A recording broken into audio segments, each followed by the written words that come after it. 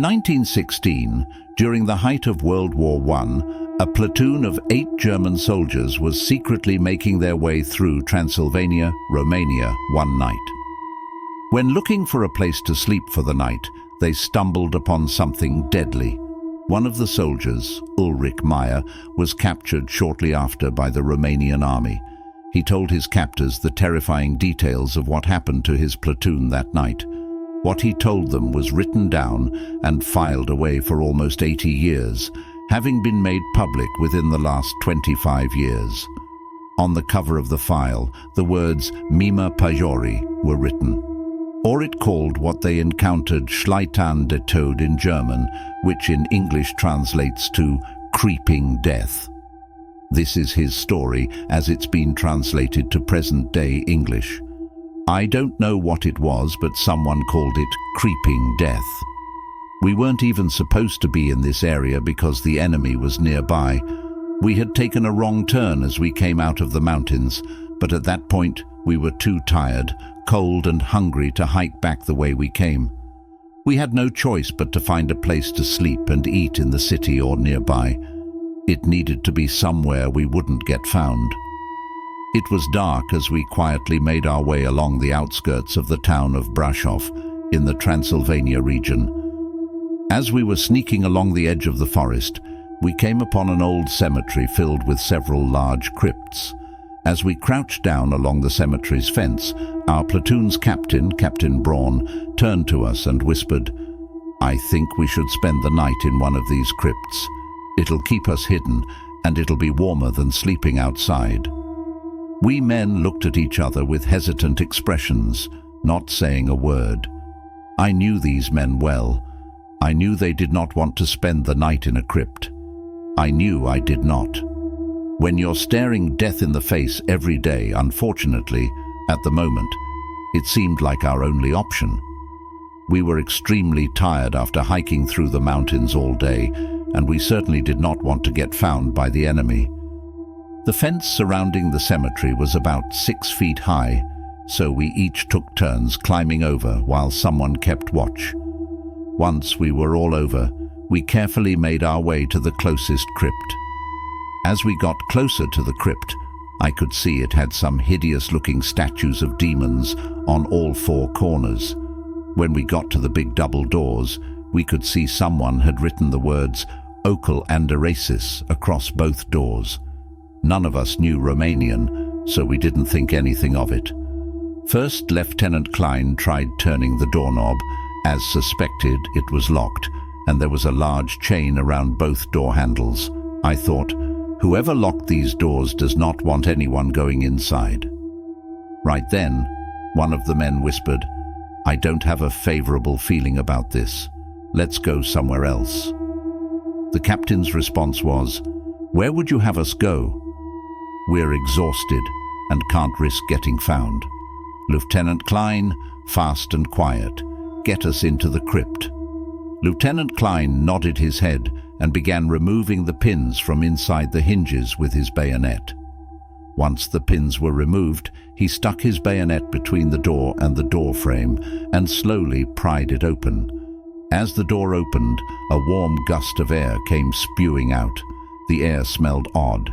There was something off about it.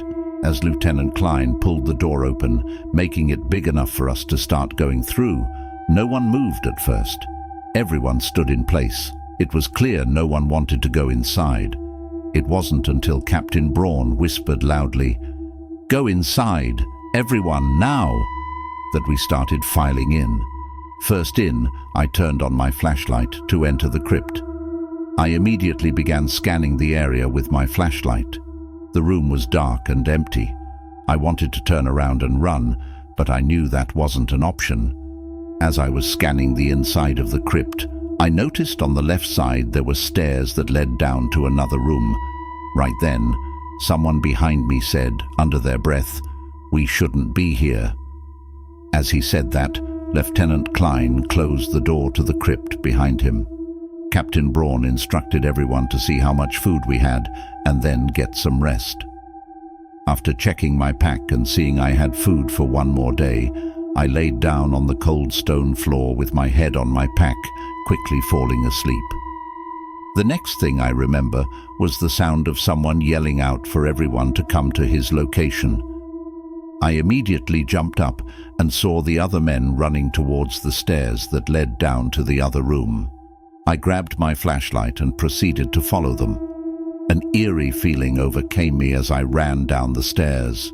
I turned the corner and could see all of the men were standing around a large coffin. I walked over to stand next to them and could see the lid to the coffin had been opened just enough to reveal what was inside. I stood there, speechless, at what appeared to be an old, horrible-looking woman. Seeing a body in a coffin was not unusual. What was frightening was her face. It didn't appear to be that of a dead person. It wasn't sunken in or decaying like a dead body usually appears. We stood there for a while looking at the body before Captain Braun spoke up and said, "Something is not right here. Definitely not a dead person's face. Seal the coffin and get back upstairs. I don't want anyone else coming back down here. Understood?" We looked at each other with fearful eyes, nodding our heads in acknowledgement. We pushed the heavy stone lid back over the coffin, sealing it shut. No one uttered a word as we made our way back up the stairs. The fear in the air was thick. I could see the other men did not want to stay here any longer. Once we were all upstairs, Captain Braun said, "No one goes back down to that room. Let's get some sleep. We need to wake up early before first light to head back to the mountains and figure out where we took a wrong turn." We all replied, "Yes, sir," as we went and laid back down on our packs. As I lay on the cold stone floor, fear and adrenaline surged through my body. I wanted to stand up and leave immediately, but that was not an option. I must have dozed off again, because the next thing I remember was being jolted awake by the sounds of someone screaming from down in the other room. It was the most horrid scream I'd ever heard. Everyone immediately jumped up. "Who was that? Who's not here?" asked Captain Braun. I looked around to see who was missing and could see First Lieutenant Klein was gone. Captain Braun then instructed Heinrich and me to go downstairs to investigate. Heinrich and I both looked at each other, knowing we did not want to go down there again. We had no choice. We grabbed our flashlights and slowly started making our way down the dark stairwell. I was in the lead, and with each step I took, my heart was pounding so hard I thought it might burst. My legs were shaking uncontrollably, and so were my arms. I could see the beam from the flashlight bouncing around on the wall as I proceeded down the stairs. When I reached the bottom of the stairs, I took a deep breath before turning the corner. In my mind, I was telling myself to be brave, but it wasn't helping much. As I turned the corner with my flashlight in hand, I instantly saw, on the stone floor of the crypt, what appeared to be the uniform of First Lieutenant Klein. His uniform had been ripped to shreds. There was nothing else. I immediately yelled to Captain Braun, "He's not here, only his uniform. Get down here now." Everyone came running down the stairs, immediately stopping when they saw what I saw. One of the men said, "Where the hell is First Lieutenant Klein?" "Is that his uniform? It looks like it's been shredded." Captain Braun then instructed me to walk around the coffin to make sure he wasn't anywhere we couldn't see him. There was only a small area he could be hiding. He also told me to grab First Lieutenant Klein's uniform. I found the courage and slowly made my way around the coffin, looking all around me as I did so. The room was pitch black aside from our flashlights, and I did not want to be there. When I came to First Lieutenant Klein's uniform, I looked closely at it first before picking it up. I noticed there was no blood on it, not a drop. When I reached down to pick it up, a horrific flash of images of First Lieutenant Klein getting ripped apart surged through my mind. This made me drop the uniform and jump back. Captain Braun said, "What's wrong? Pick it up. Let's get on with it." I didn't respond. I took a deep breath, picked up what remained of First Lieutenant Klein's uniform, and walked towards the men who were still standing at the base of the stairs. I handed the uniform to Captain Braun, who then started inspecting it. "This is his uniform for sure. It smells weird, unlike any smell I've encountered," he said, and thought for a moment, then said something that surprised us all. "Everyone upstairs. We're leaving this place now." No sooner after Captain Braun said that, we all quickly made our way up the stairs and grabbed our things. I hurriedly grabbed my rifle pack and was the first one to the door. I tried slowly pushing it at first to be quiet, but it wouldn't budge, so I pushed a little harder, and it still wouldn't budge. I whispered loudly to Captain Braun, who was picking up his rifle, that the door wasn't opening. He instructed Heinrich to help, being that Heinrich was big and strong. Heinrich came over and we both pushed as hard as we could at that point, but nothing. It wouldn't move at all. A few more men got on the door, and we all tried pushing it, but again it would not move. We stopped and looked at each other. I could see panic was starting to set in. I looked back at Captain Braun, who was standing there, rifle in hand, with a worried look on his face. I was about to ask him what we should do next, when suddenly everyone's flashlights went out. Seconds later, someone screamed horribly from the room below, and shots from the rifles started going off. One of the men shouted, "Who was that?" Someone else responded, "I don't know, but we need to get the hell out of here." It suddenly went silent, and I could hear my heart thumping away in my chest, wanting to jump out. Someone was about to speak when he was suddenly cut off by the horrific screams of someone else coming from the room below. When the scream stopped, one of the men whispered, "This is creeping death. We're all going to die." At this point, I was sweating and shaking so bad from fear, I thought I might pass out as my knees buckled. I then whispered out to Captain Braun, "What should we do, Captain? We need to get out of here." He didn't respond. One of the men then whispered and said, "Let's continue trying to open the door. I think it's right behind us. We must get out of here now." I tried turning on my flashlight, but it would not work. I started fumbling around to see if I could find the door. It took me a bit, but I was able to find it. I tried pushing it again as hard as I could, but it would not budge. A few more men joined me, and again we tried, but it would not move. We were standing there trying to catch our breath when I heard what sounded like something moving swiftly through the room. I was trying to figure out what it could be when one of the men that was standing next to me let out a grunting noise, and I could hear him moving away from me fast.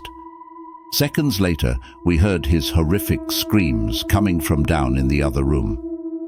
It was then I knew something had grabbed him and taken him down to the other room. It was also then that I went into shock.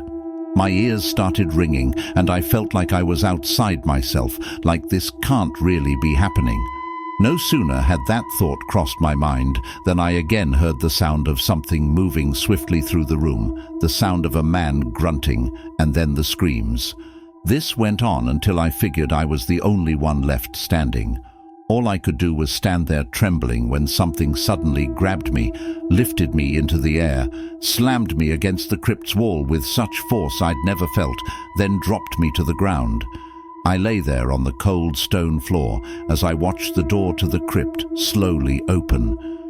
When the door opened, letting the light from the sun enter, I could see before me a woman.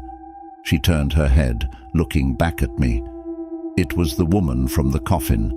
She stood there looking at me with a smile on her face that was as evil as the devil himself, holding the decapitated head of Captain Braun.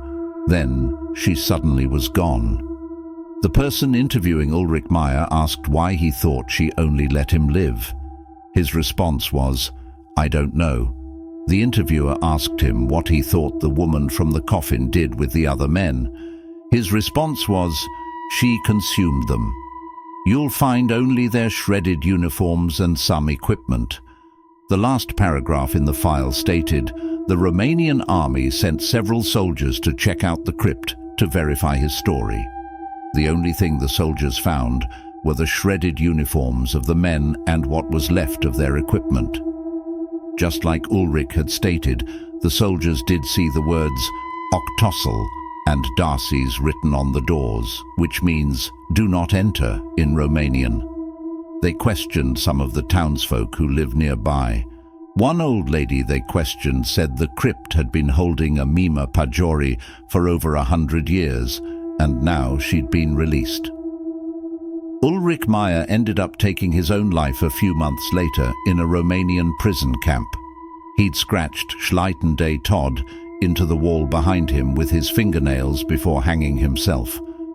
For more scary horror stories, please subscribe